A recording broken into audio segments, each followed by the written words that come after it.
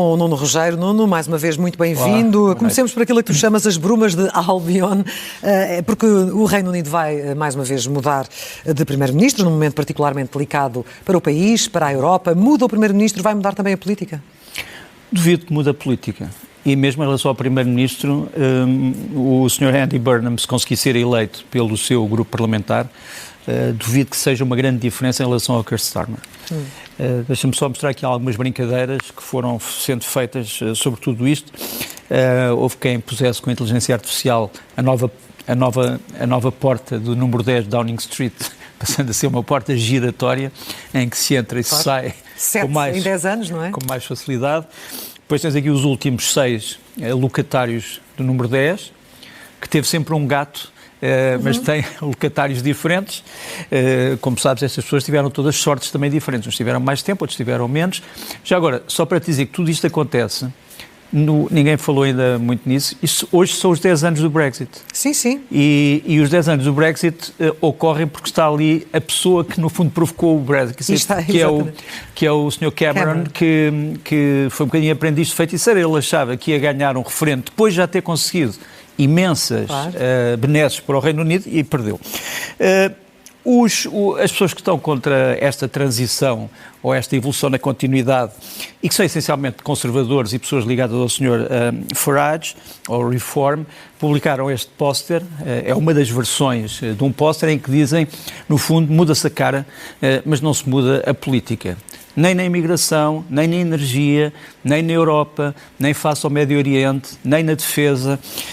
Porque uma das coisas curiosas é que, se fores ver o discurso do Sr. Starmer, o discurso do Sr. Starmer é dividido em 2 partes. Primeira parte, eu não percebo, correu tudo bem, a economia está melhor, a imigração está melhor, a sociedade está melhor. Depois, no fim, diz, então o que é que falhou? É que não acreditam em mim, o meu próprio grupo parlamentar não acredita em mim. São as 2 partes do discurso, é uma coisa até um bocadinho embaraçosa, um bocadinho patética. Eu tenho pena porque o Reino Unido, como se sabe, a Inglaterra é o mais antigo aliado de Portugal, e Portugal deve-se também preocupar com isso. Uma grande ironia no Parlamento. Há pessoas que acham que o Andy Burnham vai salvar o partido. E então, quando ele entra, houve logo este comentário: Roma vai ser salva. E depois alguém disse, mas ele não é o Messias. E ele depois responde, rapazes malandros. Portanto, isto é capaz de ter um tom um bocadinho ligeiro para quem esteja à espera de uma tragédia shakespeariana. Por outro lado, houve quem brincasse de outra maneira, dizendo que isto é uma espécie de um salvador adaptado à figura de James Bond. Tens aqui o Andy Burnham a descer para o número 10, salta para dentro da sala e aparece perante o público com uma música que celebra, e depois uma palavra feia que eu não vou dizer. Para além disto tudo isto feito com a inteligência artificial, claro. Tudo isto feito com a inteligência artificial. Quer dizer, a inteligência está lá e a artificialidade também. Mas, sabes que a inteligência artificial às vezes é um bocado estúpida, mas esta veio a propósito. Por fim, só para te dizer que, apesar de todas as brincadeiras e de todas as divergências, o Reino Unido continua a precisar de uma defesa sólida. O Reino Unido está na periferia da União Europeia, mas protege também a União Europeia em relação a grandes perigos, e não é, portanto, anormal que o Ministro da Defesa do Reino Unido, que vai continuar em funções até ao próximo Primeiro-Ministro, se tenha encontrado com a sua homóloga irlandesa. Como sabes, a Irlanda vai tomar posse como Presidente da União Europeia e quer também proteger as suas águas e, portanto, estas são as coisas sérias que vão continuar, apesar das mudanças. Nas rubricas, vamos começar com o Sem Solução, em forma de pergunta, sempre, tem ou não tem solução, sim, com o foco nas negociações para um acordo com o Irão. Ainda há pouco vimos que Israel voltou a bombardear o sul do Líbano, 24 horas de tréguas apenas. Sim. Há razões para acreditar num acordo, não? Israel, como tu sabes, já vamos falar sobre isso, Israel ataca sempre com o argumento de que está a contra-atacar contra alguma façanha do Hezbollah. Já vamos ver isso. A primeira coisa que eu gostava de dizer é que esta é uma cimeira muito acidentada. Falou-se ali há um bocadinho na peça e há uma certa razão.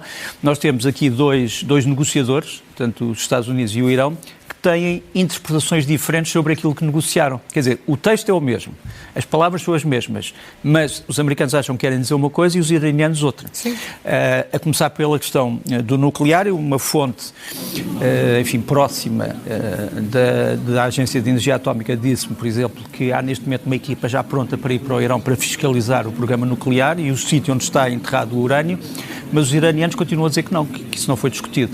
Aliás, aqui nesta sessão há um ambiente bastante tenso em que os iranianos, a certa altura, talvez até para criar um certo efeito cénico, ameaçam sair da sala e depois saem mesmo da sala, depois daquilo que dizem terem sido ameaças de Donald Trump em relação à sua permanência física na Suíça. Depois, como eu disse, há vários problemas, por exemplo, a questão dos mísseis não foi discutida durante todo o processo negocial.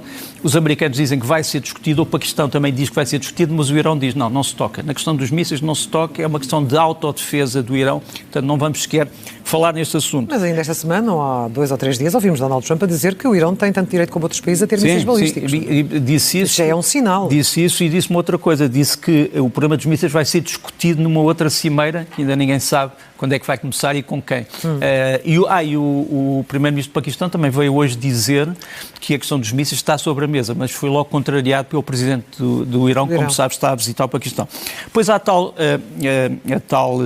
nós dura de roer, que é a questão do Líbano.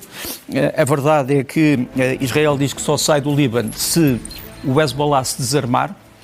E o Hezbollah não se desarma, isto é do dia 13 de junho, isto é um drone do Hezbollah que sobrevoa parte de território do sul do Líbano controlado por Israel, atacando vários veículos blindados israelitas. E depois tens, ao outro lado da moeda, tens Israel em Majdal Zun, que é uma localidade de 10 km dentro do Líbano, do sul do Líbano, portanto 10 km a norte de Israel, onde o exército, as forças de defesa de Israel dizem ter descoberto um dos maiores túneis de sempre do Hezbollah, cheio de armas. E, portanto, esta espiral de luta não parece estar para acabar, apesar de haver agora, nos negociadores, um grupo especial que trata só do Líbano, que tem enviados especiais americanos, enviados especiais dos mediadores e do Irão, e que é controlado da parte americana pelo Marco Rubio. Não, para fechar, porque isto é muito desconcertante, conhecendo nós a relação que os Estados Unidos têm com Israel, como é que se entende que Israel, sabendo que esta questão do sul do Líbano é tão sensível para estas negociações, como é que se entende que continue a atacar? Porque Israel diz sempre que não está a atacar, diz que está a responder a agressões ao norte, a 3 ou 4 cidades do norte de Israel. Portanto, não vamos sair daí. Mas essa é a verdade ou é a verdade de Israel? Essa é a verdade, quer dizer, todos os dias o Hezbollah ataca as zonas fronteiriças de Israel. E todos os dias Israel responde na chamada zona de segurança do Líbano, onde está o exército israelita numa margem de 10 a 15 km. Sim. E, portanto, não saímos daí. E não vamos sair daqui. Não me peças é uma ratoeira. Não me peças uma... Agora, há uma coisa, posso responder uma outra coisa, é que se olhares para a opinião pública americana, foi agora divulgada uma sondagem, penso eu, bastante séria, onde se diz que só 26% dos americanos é que acham que esta guerra valeu a pena, digamos assim, e só 18% é que acham que destas conversações vai aparecer paz. Podes dizer, é só uma sondagem. Pois, é só uma sondagem. Também eu Ou disse então a que era pergunta, serviu para quê, não é? Eu disse que era só uma sondagem. Serviu para quê? Vamos ao mal da fita, em que olhamos para o regime bielorrusso, que dá apoio à Rússia na guerra contra a Ucrânia, aliás, um dos temas do último Guerra Fria, de domingo. A situação é uma situação complicada e séria para a Ucrânia, porque não te esqueças que o que se passa aqui, eu vou mostrar este mapa, há uma espécie de, aquilo que nós chamamos repetidores ou rede de transmissores russos na Bielorrússia, que está ali indicada a vermelho. Esta rede de transmissores que os ucranianos, e que está ali indicada com 2, os ucranianos dizem que são 20 a 30 torres de transmissão em 4 áreas diferentes. Essencialmente em Gomel, que fica ali à direita, e em Brest, que fica à esquerda. O que é que os ucranianos dizem? Dizem que são estas torres que estão a redirecionar os drones que são lançados ali de cima, da Zona 1, e que vão atacar as cidades do ocidente da Ucrânia. Portanto, o que eles dizem, o que os ucranianos dizem é que se não fossem estes transmissores, os russos não teriam capacidade para identificar alvos e para atacar alvos no ocidente da Ucrânia, onde a Ucrânia tem muitas zonas estratégicas que precisa de proteger. E Zelensky fez uma ameaça muito clara. Fez uma ameaça, mas há uma coisa que tem que ser dita. Fez uma ameaça porque, em fevereiro, a Ucrânia já tinha atacado parte dos retransmissores foi destruída, mas foram reconstruídos, entretanto. Portanto, a Ucrânia é capaz de atacar os transmissores mesmo sem ameaça, pode atacá-los de surpresa e sem causar danos colaterais, porque uma coisa que a Ucrânia sabe fazer é atacar um sítio sem ter que destruir o que está à volta desse sítio. Já agora, deixa-me mostrar, como foi perguntado por várias pessoas, como é que são estes retransmissores. Eu vou-te mostrar aqui, portanto, à esquerda vamos ter tens aqui uma antena sem retransmissores e tens ali à direita uma antena com os tais retransmissores. Repetidores. Isto é uma imagem que me foi dada por uma pessoa ligada aos serviços de informações militares ucranianos. É uma imagem de inteligência artificial que foi usada pelos ucranianos para mostrar aos seus militares quais eram, no fundo, as particularidades deste alvo. E estas unidades, aparentemente, estão sob o comando de um centro russo chamado Rubicon, que é o Centro para Tecnologias Avançadas Sem Ocupantes, do coronel Sergei Zbukarev, que é uma entidade subordinada ao Estado-Maior russo para a área dos chamados drones. E, portanto, a ameaça é uma ameaça real. Agora, qual é a resposta da Bielorrússia? A última notícia da Bielorrússia é um bocadinho tragicómica, se for verdade aquilo que me foi dito há 10 minutos. Lukashenko terá dito ao seu Estado-Maior quem é que era o responsável por estes transmissores, que era uma vergonha, como é que alguém pôs isto sem lhe dizer, e isto poderia provocar uma guerra.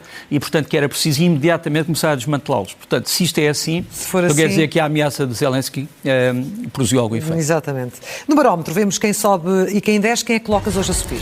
Olha, ponho a subir, isto é a propósito do Mundial de Futebol, onde os portugueses já todos respiraram de alívio depois de hoje, mas ponho a subir um certo arquipélago, que é Cabo Verde, uma terra que eu gosto muito e que eu gostava que fosse mais lembrada, não só a propósito do futebol, joga muito bem futebol, mas a propósito da sua cultura.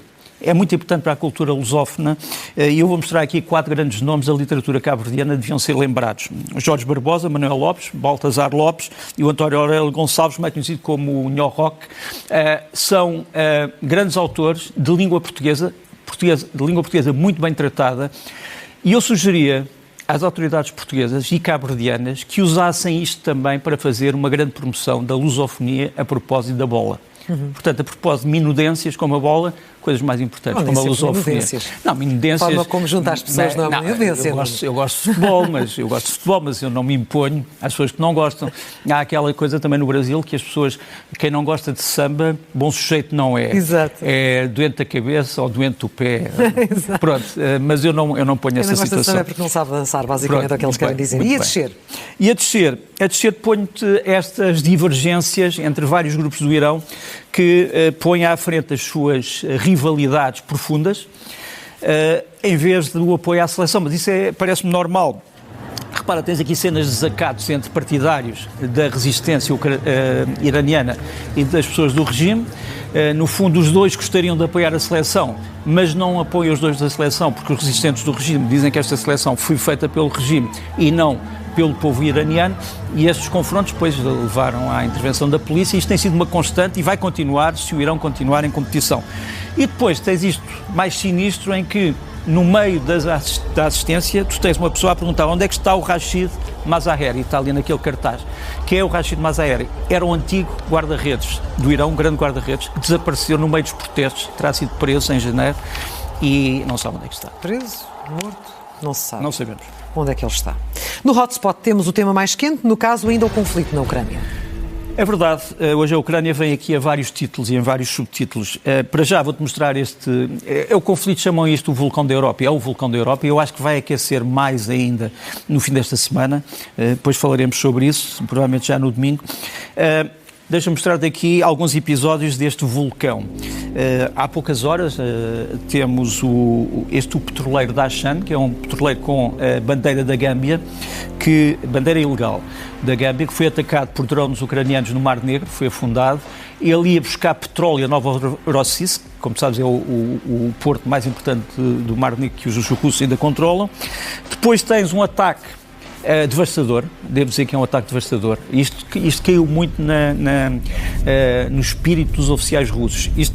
Esta fábrica é a fábrica de condutores para mísseis, semicondutores para mísseis, a VZPPS.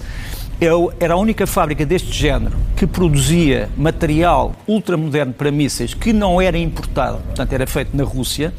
foi destruída pelos ucranianos e o problema é que terá sido destruída, isto é em Voronezh, portanto, como sabes, é uma das zonas sensíveis militares da Rússia, terá sido destruído por mísseis, que vou mostrar aqui, os mísseis Eram, também conhecidos como Rusty Dagger, e que nos aparecem aqui debaixo de um avião F-16, como sabes, os ucranianos agora também usam os F-16.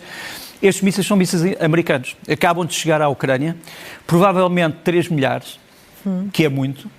E a Rússia já disse, não, nós já não estamos a lutar contra a Ucrânia, estamos a lutar, aliás, lembras-te que acabei a Guerra Fria com isto, estamos a lutar contra o resto do mundo.